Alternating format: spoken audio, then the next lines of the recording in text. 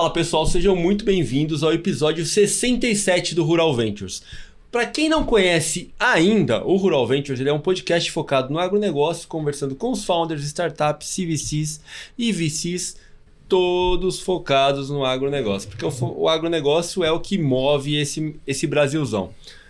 Pessoal, não podemos esquecer que esse podcast é um oferecimento de Cargill, ajudando o mundo a prosperar. Boa tarde, Kira Gata. Boa tarde. Tudo bem? Tudo, e você? Tudo bom. Maravilha. Hoje nós trouxemos uma startup aqui do nosso amigo Gilberto Girardi, que é o CEO da Velos. Fala, Giba, tudo bem? Tudo bem, e vocês? Maravilha. Obrigado por estar aqui com a gente para conversar um pouquinho, para falar um pouquinho o que é a Velos. Antes da gente entrar na Velos, Giba, eu sei que sua história de vida é muito legal, tem muito empreendedorismo aqui para falar, e eu queria te perguntar quem é o Giba até a Velos. Barbaridade. Bom, bem, vamos lá. Não, esse papo aí de que tem muita história de empreendedorismo é simplesmente uma forma gentil de dizer que a gente já tá velho nisso. Mas, enfim, fazer o quê, né? Mas vamos falar um pouco do lado empreendedor, né? Falar do lado da pessoa é sempre um pouco mais difícil. Mas eu já estou nessa há um bom tempo mesmo, né? Como dá para ver aqui, né? Fisicamente. E já são quase 30 anos, ou são exatamente 30 anos, né? Eu sou paulistano, né? Cresci e estudei aqui, fiz economia na USP. Numa boa turma, tive bons professores, né? E um pouco antes de concluir minha graduação, eu acabei indo trabalhar na Deloitte. Legal. Que vocês conhecem, todo mundo conhece e tal. Sim. Isso muito tempo atrás. E ali foi uma escola bacana, porque eu entrei no momento na Deloitte em que os times de auditoria e consultoria financeira eles eram um só. Então, por vezes fazia trabalho de auditoria, por vezes fazia trabalho de consultoria financeira, né, de finanças e tal.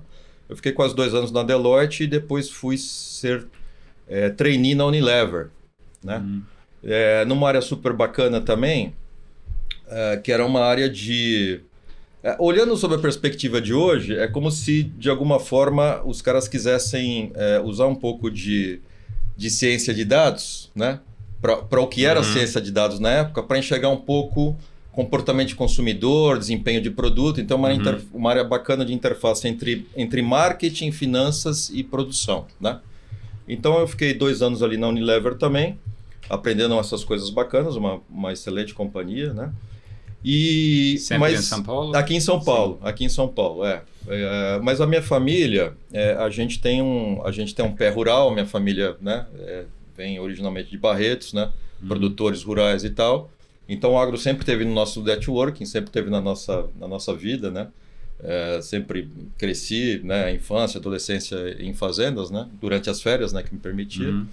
E sempre, apesar de ter começado essa carreira, digamos assim, tipicamente urbana, sempre ficou aquele começador que falou, poxa, em algum momento a gente tem que fazer alguma coisa pro agro e tal. E aí, em algum momento, que eu não sei precisar exatamente qual e nem porquê, na Unilever, eu estava lá na Unilever, eu decidi sair e iniciar um empreendimento, né? Num momento em que, evidentemente, não existia startup, essas coisas, nos né? anos 90? Isso, anos 90, né? Exatamente 90. Meu pai quase me deserdou, falou, como? Vai largar, né? Mas, enfim, para não alongar muito a história, né? Porque a gente tem um tempo aqui também, eu saí junto com outro colega da Unilever, que também tinha origem rural, família, né, com laços ali em Jaboticabal e no interior de São Paulo. E a gente decidiu criar uma empresa, inicialmente, para, digamos assim, vender um pouco dessas práticas de gestão que a gente conhecia lá na Unilever, né, para produtores rurais, né? E evidentemente que isso, né, não teve um fit muito adequado, porque, né, a gente, né, vinha com uma coisa completamente distante da realidade dos caras. Né? Muito cedo, né? Muito cedo. Um pouco precoce, digamos assim. Até hoje. Até hoje, então. Quem sabe em algum momento da nossa conversa a gente chegue a como eu vejo a coisa, 30 anos depois, né? Então tem um copo meio cheio e um copo meio vazio, né, disso tudo. Então a coisa, enfim, não funcionou exatamente bem, porque a gente foi inicialmente naqueles produtores que faziam parte do nosso network, que eram produtores né, médios e pequenos e tal. Mas aí apareceu uma oportunidade para a gente fazer um trabalho de construção de um sistema de planejamento orçamentário de custo para um grande grupo agroindustrial em Assis. À época, o Grupo Nova América, né? Um grupo legal. Que existe até hoje, né? Enfim, venderam a parte da indústria para a Raízen, são acionistas hoje da Raízen e tal, mas ainda são grandes produtores rurais ali na região de Assis. E a partir desse trabalho para o segmento canavieiro, é que a gente percebeu uma grande oportunidade de usar um pouco daquele framework, digamos assim, que a gente tinha aprendido ali na Unilever, no sentido de enxergar o processo produtivo nas suas várias interfaces, integrando finanças com produção, essa coisa toda. O MRP, né? Acho que vocês não são o Rodrigues não é, o Kino também não é da época do MRP, mas enfim. Mas é todo um sistema de planejamento, né? de produção apoiado por software para justamente conseguir chegar naquele resultado que você desejaria e ao longo do processo fazer as medições correspondentes, né? Então ali, junto com a Nova América, a gente percebeu a oportunidade de criar um produto, digamos assim, com essa inspiração de modelo de gestão industrial, mas aplicado especificamente ao ciclo produtivo agrícola, né? E ali a gente começou a pivotar esse nosso primeiro empreendimento, que era um empreendimento consultivo na cabeça de dois moleques que, né, enfim, acharam que vender consultoria para fazendeiro ia dar muito certo. Mas com essa ideia aí também um pouco precoce, época de criar um software, né? A gente acabou indo por esse caminho, encontramos um bom patrocinador à época, que era o próprio o Grupo Nova América, né? Tivemos a felicidade de escolher um segmento, o canavieiro, que sempre, até por práticas, né, de regulatórias, sempre foi muito intensivo em necessidade de dados, né? É um dos primeiros setores que precifica a matéria-prima com base em qualidade, né? Em função do teor de açúcar que a cana tem, etc. e tal. Então isso precisa de sistema para calcular. E ali a gente começou uma jornada, da qual eu não consegui sair até hoje, enfim, como é que eu uso dados de um jeito inteligente, né? Usando software para facilitar a vida da coisa, mas olhando basicamente essa perspectiva de gestão. Quer dizer, como é que eu uso o dado para melhorar o meu negócio. E ao longo desses 30 anos eu tenho, digamos assim, renovado um pouco esse propósito à luz do que, de um lado, tecnologia oferece e de outro, o que demanda de cliente vai evoluindo, vai modificando, né? Então, hoje eu estou já no meu quarto empreendimento, a Velos é o meu quarto empreendimento, né? Já tive 2 empreendimentos que a gente já fez uma saída bem sucedida, né? Mas basicamente sempre, digamos assim, seguindo nessa proposta, né? Sempre agro. Eu só sei fazer isso, só que sei fazer alguma coisa. Mas sabe, já vendeu? Pô, não, vendeu, enfim. Vai ver que eu sei vender, não sei fazer, né? Mas enfim. Mas sempre no agro, primeiro por uma questão de vínculo emocional mesmo, história, né? Essa coisa do apego à terra, né? Família de origem italiana também, então isso acho que está embutido um pouco lá no código genético, né? E também porque eu acho que no agro a gente tem uma série de fatores, né? Dificilmente controláveis, que acabam exigindo, né? Que a nossa capacidade de gestão seja diariamente testada, né? Então, nada melhor do que você pensar como é que você usa a tecnologia para ajudar um pouco, né? Nesse desafio que é muito duro, né? Sim. Evidentemente que a gente não quer minimizar o esforço de outras indústrias, né? De outros segmentos, mas é muito complicado na agricultura quando você trabalha com fatores totalmente imprevisíveis, né? De natureza biológica, clima. Vontade, né? Ali é completamente alheio, né? Então, enfim, é uma jornada bastante difícil e a gente está nessa de alguma forma, com uso de tecnologia madura e de fácil entendimento, conseguir ajudar o dia a dia de cada um desses produtores, né? Conta um pouquinho pra gente então do seu último empreendimento agora, que é a Velos, né? A gente sempre pede aqui para o empreendedor falar assim, de uma forma muito simples, para que um leigo possa entender o que é a Velos, qual que é a funcionalidade, qual que é o problema que ela resolve ali na ponta do agro, né? Então acho que isso é importante para a gente poder falar de uma forma mais básica e simples, para que todo mundo entenda e possa levar para sua realidade lá na ponta. E né? se possível comprar também, que é muito bom. Exatamente. Então, ou investir, né? Ou investir, perfeitamente. Exatamente. Não, mas investir a gente tá bem assessorado aí. Mas é o seguinte, né, nessa jornada toda, né, ao longo desses quase 30 anos, basicamente a gente está trabalhando com dados voltados para a gestão, né?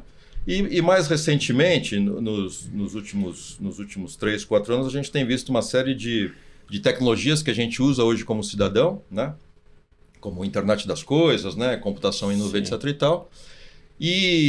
E boa parte dessa motivação que a gente continua carregando de ajudar o produtor a melhorar os seus negócios, a gente percebeu o potencial que buscar os dados vindo diretamente lá do campo, né, através daquilo que as máquinas hoje já nos disponibilizam, né? A gente tem muita tecnologia embarcada em máquina, ou mesmo que eu não tenha uma tecnologia embarcada em máquina, a gente consegue monitorar o trabalho da máquina com essas tecnologias que hoje estão disponíveis. Sim.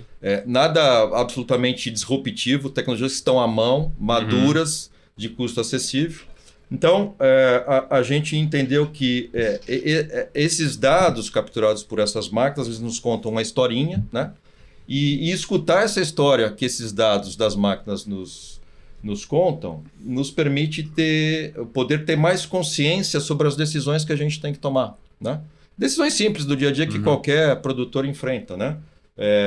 Enfim, a máquina trabalhou, né? A quantidade de horas que deveria ter trabalhado, produziu o que deveria ter produzido, qual foi o rendimento, parou, quais foram os motivos de parada, consumiu combustível, né, no padrão que desejava, trabalhou na velocidade que deveria ser trabalhada, aplicou na taxa que deveria ser aplicada, jogou a quantidade de sementes que deveria ser jogada, enfim. Todas essas medidas que as máquinas hoje já fazem, que de alguma forma estão disponíveis lá para serem capturadas, né? E que hoje a gente tem tecnologia fácil para capturar. Então, o propósito da Velos através de tecnologias maduras que a gente embarca da máquina, né?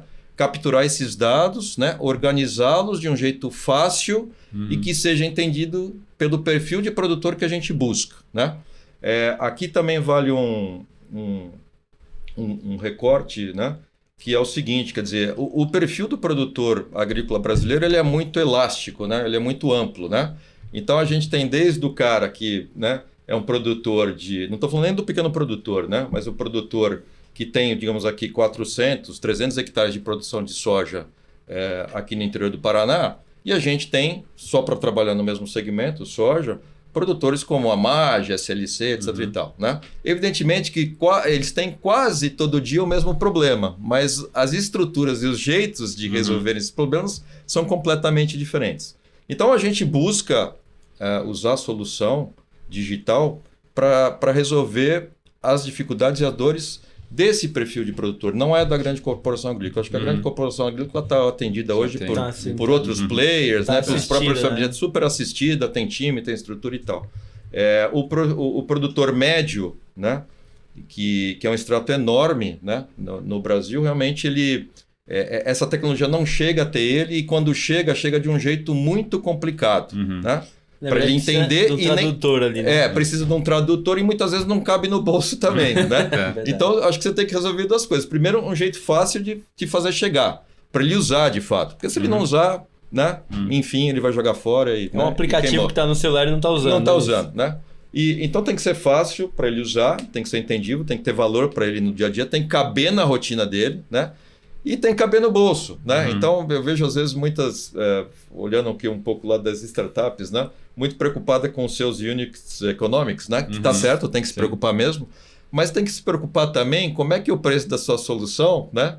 É traduzido do ponto de vista de unit economics do teu cliente, né? Então tem que caber no bolso do cara, né? Porque senão também não vai resolver, né? E eu não sou muito, digamos assim, aí é uma questão de posicionamento, né? No sentido de que, vamos achar um player aí, um B2B, né? uma grande agroquímica, um grande fabricante, para ele financiar isso para o produtor.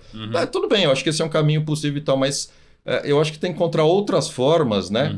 De você conseguir encontrar um preço justo para o teu produto que caiba realmente no bolso do produtor, sem mecanismos indiretos aí de financiamento dessa solução, porque senão você acaba não tendo uma adoção de tecnologia no ritmo que eu acho que a gente deveria ter, sabe?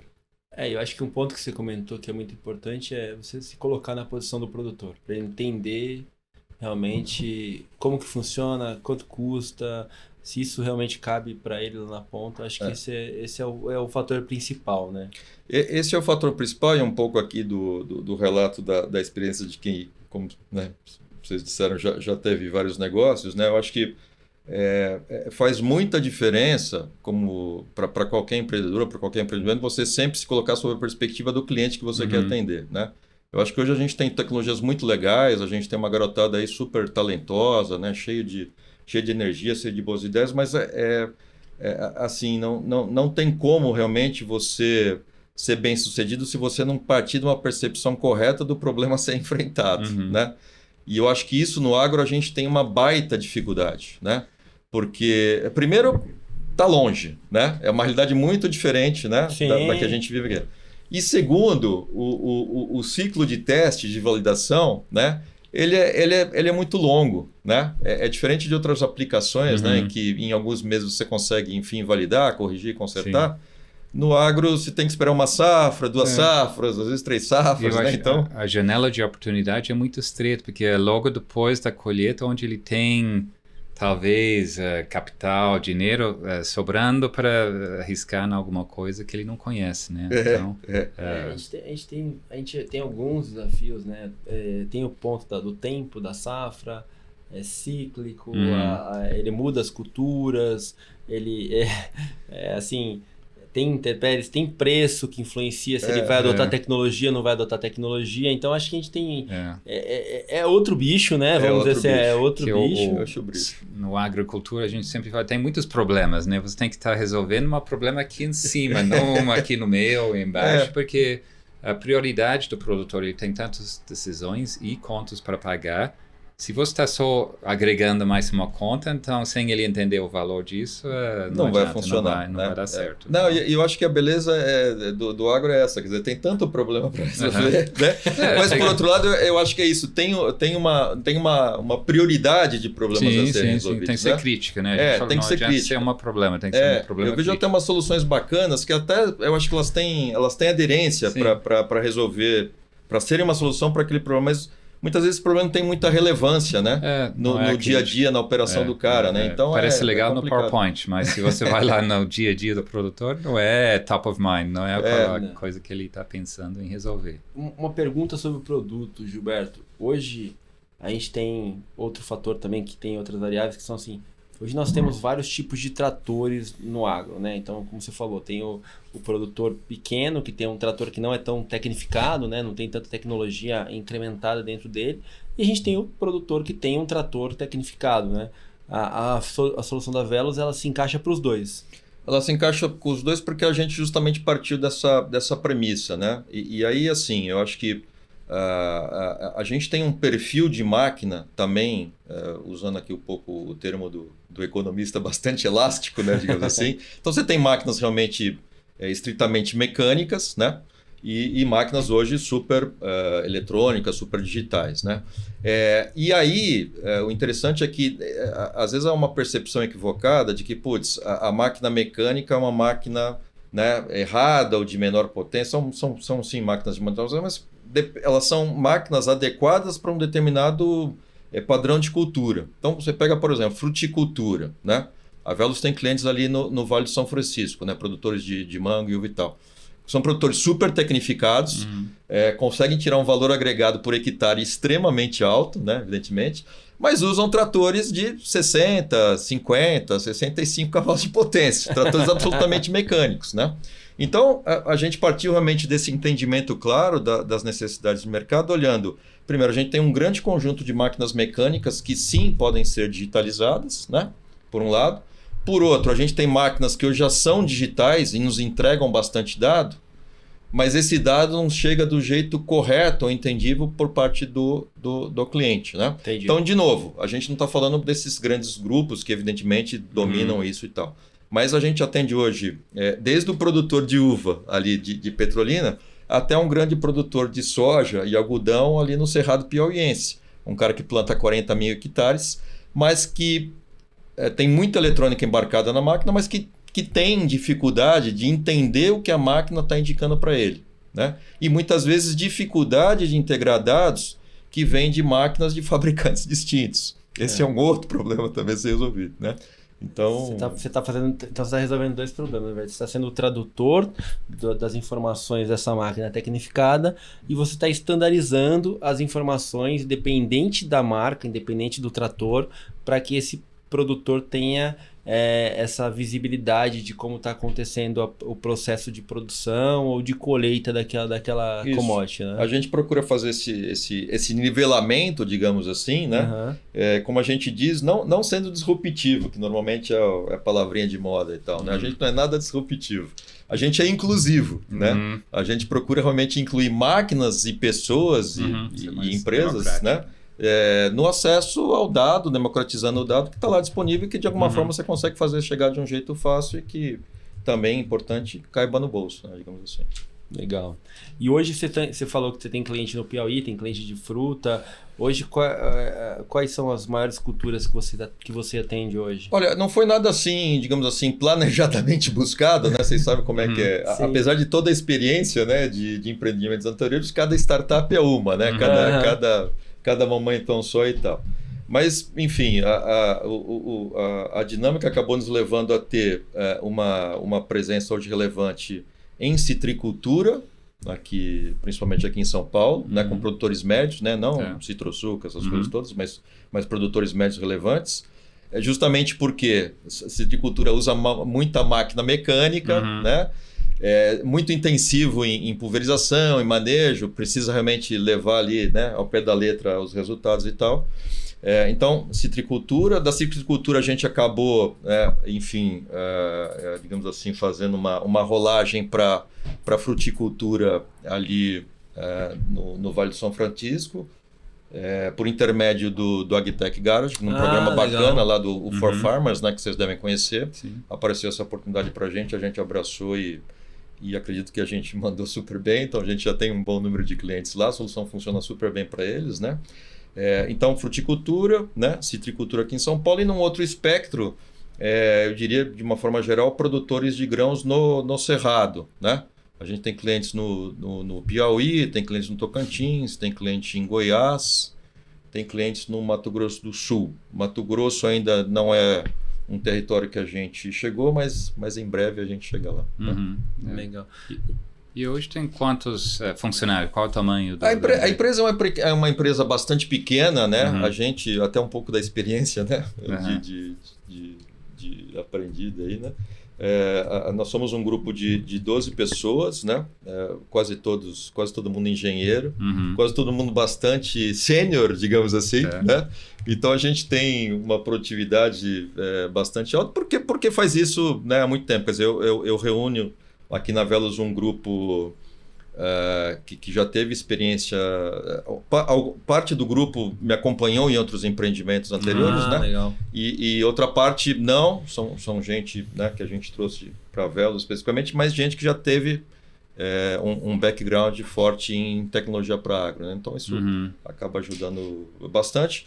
E como eu disse, quer dizer, o nosso trabalho realmente é pensar soluções que sejam simples, né? E que, de certa forma, essa complexidade da tecnologia fique do lado escondido da solução, né? Então, o nosso time de produto, que é um time muito competente, ele lida bem com essa complexidade para dentro, trazendo simplicidade para fora, digamos assim. Né? Esse tradutor funciona de uma forma correta, né? E olhando pro modelo de vocês hoje, vocês entregam um dashboard para o produtor, para ele considerar todas essas informações? Como que funciona a visibilidade do produtor ali na ponta? Eu entendi que o sistema é um hardware que você acopla dentro do... É um hardware, né? É um hardware combinado com software embarcado, combinado com software em nuvem. Né? Então, a nossa solução, como eu disse, é algo que procura explorar as várias tecnologias que a gente tem hoje disponível, né? empacotá-las de um jeito simples de ser consumida e respondendo a tua pergunta através de distintos canais, digamos assim, né? Então o cara tem o dashboard dele lá no notebook, no celular dele, né? De um jeito fácil, amigável, com aqueles indicadores que fazem sentido para ele, entendível para ele, que são indicadores que o permitam tomar algum tipo de ação, né? Sim. Mas a gente tem outras formas de chegar, né? Digamos assim, essas orientações, né? Ele consegue receber também, ao invés de ir até o sistema, digamos assim, né? Porque boa parte dos nossos clientes não tem, como as grandes corporações agrícolas, aqueles centros de controle que tem uma galera lá para acompanhar, aquela coisa toda, olhando, papapá e tal. Tá. Não é esse o nosso perfil de cliente, né? Ótimo quando, né, as empresas podem ter isso, mas não é o perfil de cliente que a gente atende, né? Então a gente faz o dado chegar até o cliente, né? Então você tem disparo automático de relatórios, ele programa um horário da manhã, 7 horas da manhã, quero receber um reporte diário como é que foi a minha operação ontem. Então vai chegar lá no e-mail dele ou no celular dele, né? Um conjunto de relatórios mostrando realmente como é que foi a realidade da operação, esteja onde ele estiver, né? Pode estar na roça, pode estar na cidade, pode, enfim, estar viajando. Recebe notificações de alertas também, né? Toda a solução permite que você configure padrões de conformidade para a operação que você está realizando, né? Limites de velocidade, de RPM, tempos, etc. Para aquela operação. E a partir do momento que houver qualquer desvio, o sistema notifica automaticamente um gestor, um encarregado, e tudo você recebe normalmente no celular, dentro da conveniência que, né, essa mobilidade nos oferece hoje, né? Então, o princípio aqui é que o sistema, a tecnologia trabalhe para você, né? E não o contrário. Porque justamente o perfil do cliente que a gente atende exige isso. Sim. O cara está rodando no campo, né? Então, não é o cara tipicamente o executivo que está atrás da mesa aqui, olhando, né, indicadores o dia inteiro, etc. e tal. Então a gente tem que realmente escolher bem, selecionar bem aquilo que a gente quer chamar atenção para o desempenho da operação dele. Normalmente aquilo que está saindo fora do padrão, né? O que está se desviando, né? E de um jeito que ele possa consumir da forma que ele se sentir mais confortável. É um dashboard no notebook, né? É um relatório que ele recebe no Telegram, no WhatsApp, enfim. Então a solução permite essa flexibilidade de canais de comunicação de envio dos dados, né? E o modelo de negócios, você cobra como uma assinatura? Cobra modelo super convencional, né? Cobra como uma assinatura, que eu acho que é o jeito que um contrato mínimo? Um contrato mínimo, né? Com uma janela de tempo, né? Que é o jeito que a gente entende que faz caber no bolso. A gente tem um desafio aí nesse modelo, que como a nossa solução envolve um hardware, não é só software, quando é software realmente você servicificar fica bem mais fácil, né?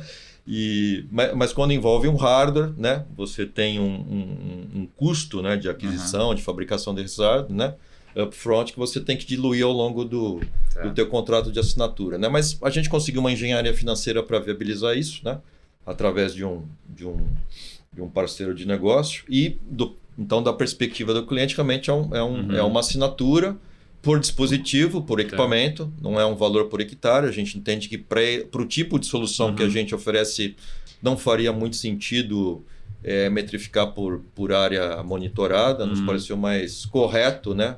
Mais justo, sob a perspectiva do cliente, fazer uma assinatura por dispositivo. Então, e o dispositivo é fixo naquela máquina ou ele Não, ele tem mobilidade. De novo, na linha de ser flexível, né? E simplicidade. Ele pode usar.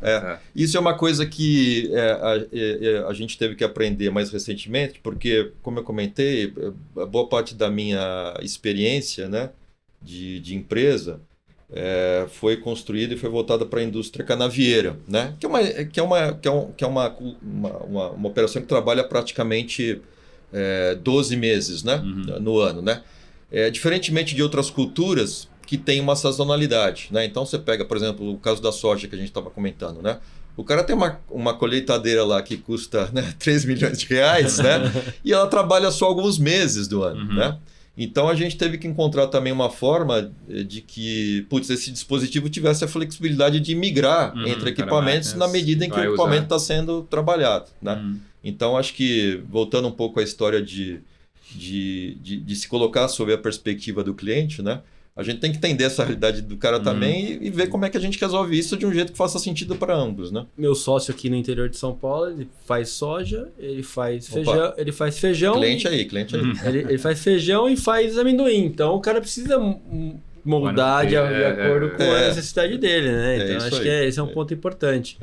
E uma pergunta que eu tenho para você é: hoje esse modelo de software que o produtor recebe as informações, como que funciona essa interação? Como que vocês medem essa interação? Porque um dos pontos importantes para você medir a viabilidade e a utilização do mecanismo, do software, seja ele, é o tempo de uso, né? Como que vocês lidam com essa perspectiva aí?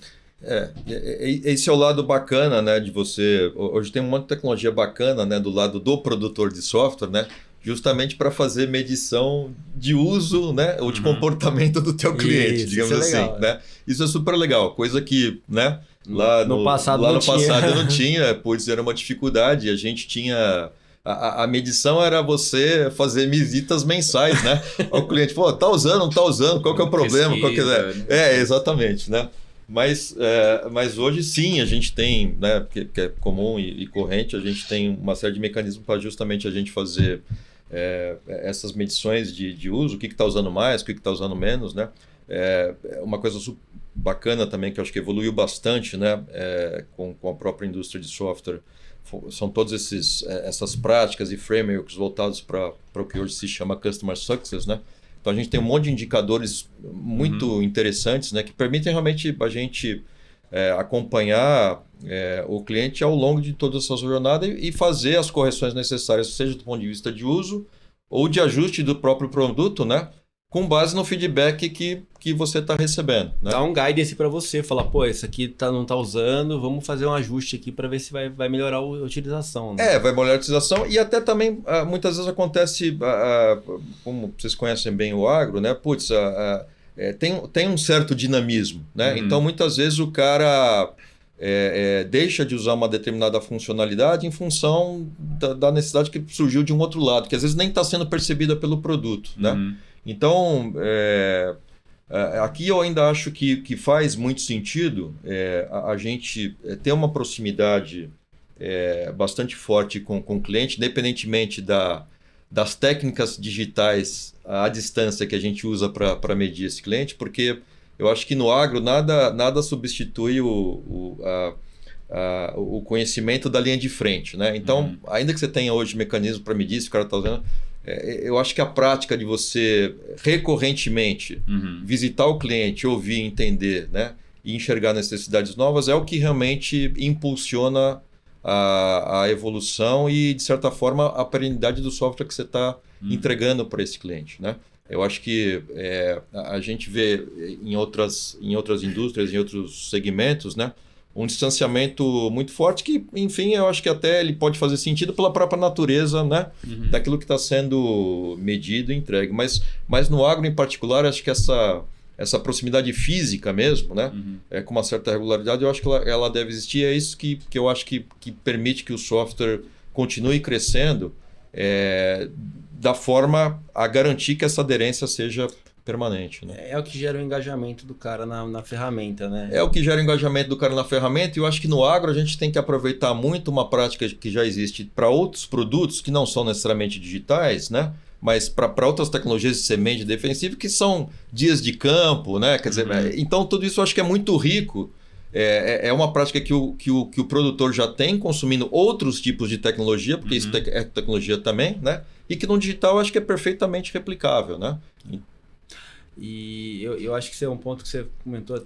Acho que se você leva educação para o cara aprender a usar aquela ferramenta, para ter mais subsídios para melhorar a qualidade da produção, enfim, acho que é um círculo virtuoso muito bom, né? Assim, nesse ponto, qual o tempo de onboarding do cara novo?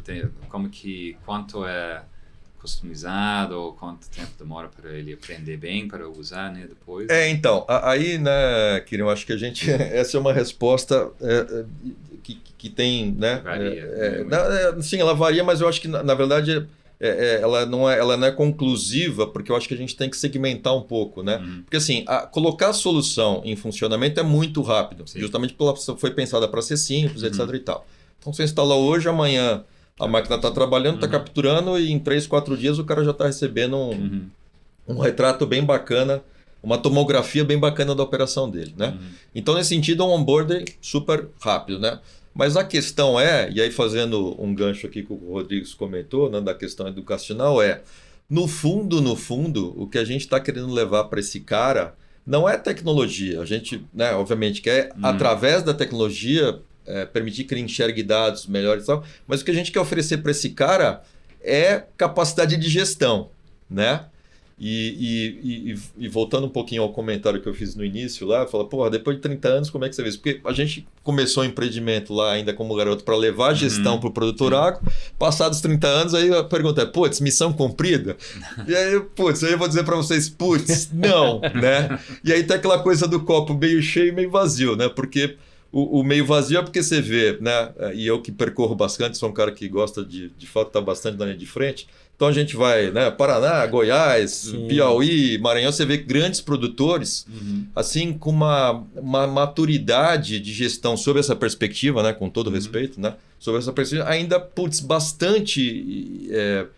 bastante inicial, digamos assim. Né? Então você fala, poxa, passou 30 anos e os caras ainda, né, não conseguem realmente apurar direitinho as operações, né?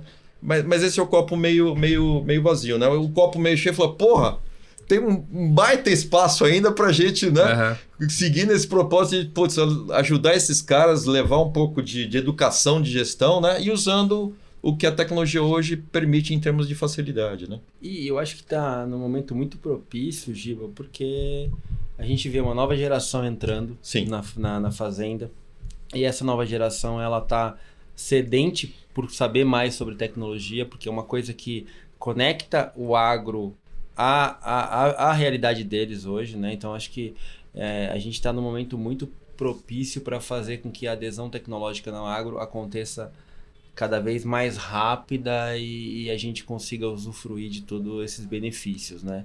Acho que a gente abordou muito bem o produto aqui. Eu queria entrar um pouquinho na questão de como foi o processo de fundraising, como está sendo, se está ocorrendo, se você tem captação em vista.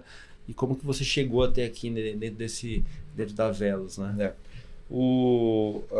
A Velos já tem 4 anos de idade, né? Ela começou como bootstrap, né? Sim. E aí, aos 2 anos, no finalzinho de 20, né? A gente fez uma primeira captação com fundos, né? Com a liderança da TM3 Capital, né, que tem predisposição a investir em soluções que contenham hardware, esse tipo de coisa e tal. E então essa primeira injeção de capital nos deu a condição de a gente, primeiro ultrapassar os difíceis anos, né, 20 e 21, né, para todos, né, digamos assim. Mas, sobretudo, o fôlego necessário para a gente fazer a validação de produtos sob a perspectiva, né, que a gente queria. E agora, nesse momento, exatamente agora nesse momento, a gente está conduzindo uma segunda rodada, né? Que seria o seed agora, né? Um seed. Essa rodada, a gente já fez uma rodada interna com sócios atuais, né? Estão fazendo follow-on agora? Estão fazendo follow-on. Agora não foi a TM3, foi a Crux, que era um dos outros investidores que liderou essa rodada, né? E parte da rodada vai ser complementada através do lançamento de uma oferta via plataforma de crowdfunding da Arara Seed, né? Legal. Que é um veículo de crowdfunding vocacionado para agtechs, né? Então nas próximas semanas a gente deve fazer esse lançamento aí desse cheque complementar que a gente está buscando, com o propósito específico de subsidiar go-to-market. Né? A gente tem um produto hoje bastante estabilizado, aderente às necessidades aí que a gente levantou. Né? A gente já tem hoje mais de 50 clientes, com perfis bastante distintos, o que nos dá uma boa segurança com relação à aderência, né, do produto a esses perfis de clientes que a gente quer atender. Mas agora a gente está precisando de fôlego para estruturar time comercial, né, processo e tal. Então, boa parte dessa grana vai para o go-to-market. Legal. Tá? E é bom que quando você consegue colocar isso no crowdfunding, você consegue colocar até os seus próprios clientes para investir na plataforma, né? É verdade, é isso Ou mesmo. novos clientes, né? Você gera Ou também, novos clientes, exatamente. Isso é super bacana. Realmente. Tem uma adesão É um legal. marketing, né? Além de captar dinheiro, você está fazendo um marketing, dando visibilidade, né? Participa de todo o processo, né? Eu acho que assim, e é legal que você comentou que você tem uma variedade de culturas regionais, então isso é bom porque você não fica preso a uma cultura só, ou até uma variedade, ou até mesmo isso ajuda até no próprio faturamento da empresa, porque tem safras distintas e meses distintos, né? Isso é positivo para todo o mercado. E, pessoal, vocês estão escutando a gente, então fiquem ligados na Arara City que vai ter rodada nova lá para vocês poderem investir, aproveitar aqui toda a tecnologia que a Velos está trazendo para fazer com que todo esse processo difícil de entendimento desses dados hoje, acho que a grande maioria é gringa, né? É gringo, né? A grande maioria é gringo, né? Exceto o jato, o resto é tudo gringo. Vamos fazer essa tradução aqui, facilitar essa visibilidade dos dados aqui para que o produtor possa entender e usar essa informação para produzir mais e melhor aqui para a gente, né? Acho que esse é um ponto super importante. E voltando um pouquinho para a captação, então vocês estão fazendo o seed agora. Para fazer o go-to-market, você pretende colocar mais gente no campo para vender em diversas regiões? Qual que é a sua ideia? A gente vai colocar gente para vender, né? Evidentemente, a gente acredita no modelo de venda direta, né? É o que a gente sempre fez nos operações anteriores, né? Mas a gente também acredita em vendas capturadas através de um canal indireto, né? Então, paralelamente a esse time de vendas diretas que a gente está construindo, né? A gente está construindo modelos de negócio com outros parceiros que habitam o mesmo ecossistema, né? E que buscam o mesmo cliente, né? Para justamente compartilhar, né? Estratégia comercial, custos de venda. Melhorar o CAC, né? Vamos baixar o CAC. Melhorar o CAC, né? Porque assim, em agro, né? Acho que vocês sabem disso, já passou muita gente aqui. O grande desafio nem sempre... Claro, você tem o desafio de entender o problema certo a ser resolvido, né? Construir um produto bacana, que caiba no preço e tal, mas, o grande desafio como é que eu chego, né? Lá, né? Não dá para ficar batendo porteira direto, e é tudo longe, né? Agro até ponto, mas agro é longe, né, cara? Não tem, cara. Então, é brabo, né? Esse desafio da escala, né? No comercial especificamente. Então, você tem que pensar formas realmente de usar uma rede de fornecedores, de parceiros que já está aí estabelecida, para ver como é que você compartilha isso e consegue atender o cliente da melhor forma, né? Forma mais fácil de chegar sem gastar muito, né? Sem gastar muito, né? Porque justamente senão, como eu disse, a gente tem que ter uma preocupação em fazer a solução chegar com um preço que caiba no bolso do cara. Então, eu não posso gastar muito para vender, né? Então, tem que encontrar a forma inteligente de ter menos CAC, né? Isso é importante. E qual o dor principal, né? Seu produto ele gera muitas informações, insights. Qual que é o mais popular dentro da sua plataforma? Ele está querendo economizar combustível ou tem alguma outra? Eu acho que assim, a gente ainda tem um universo, apesar de a gente ter 50 clientes, é um universo muito pequeno, né, de clientes, né? Então é uma amostra, digamos assim, pouco representativa, né? Mas eu diria que, assim, uma dor permanente é consumo de combustível, por razões óbvias, né? Até, né, no último ano, nos últimos 2 anos, o custo subiu absurdamente, né? Dentro do custo total de produção.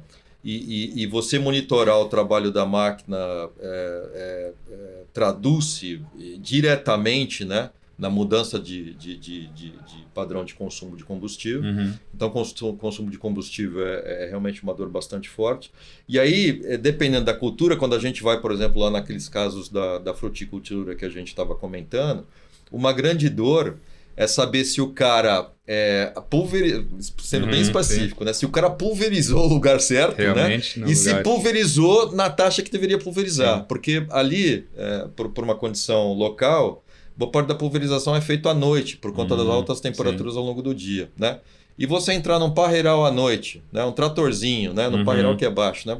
é difícil mesmo para o operador ali ter a certeza de que ele está indo fazer a pulverização no local certo, né?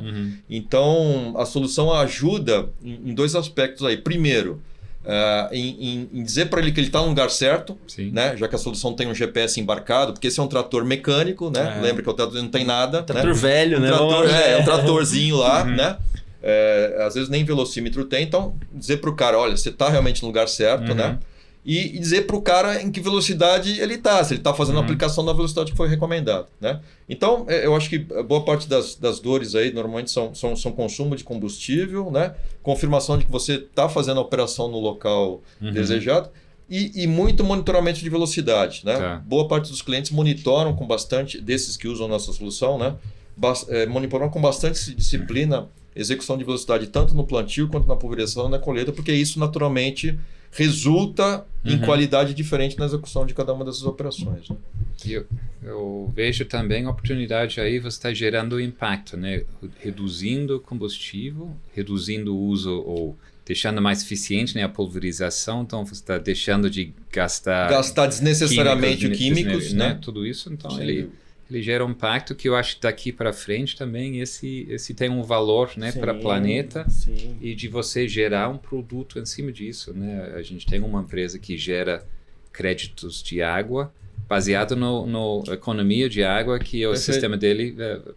Então esse tipo de modelo também é mais um valor em cima do que é o básico, que é esse Perfeito, Kira. Eu acho que tem essa perspectiva de realmente a gente enxergar valor na solução também sobre essa agenda ESG, digamos assim. Que né? hoje não está tão desenvolvido. Hoje não está tão desenvolvido, não está tão monetizável, digamos assim, mas certamente caminhará para isso. E à medida que você tem soluções que medem, né, com precisão, já tem os dados, eficiência, né? você tem os dados. Uma vez que né? você é isso. consegue mensurar, você consegue vender. Então, também. Eu acho que é uma derivada, né? Acho que uma derivada. É um pouco do que ele acabou de falar. Tipo, a gente vai entendendo qual é que é a usabilidade, quanto que usar mais e ao longo do tempo, quando vai gerando dados, né? Vai convergindo para outras formas de monetizar coisas, isso, né?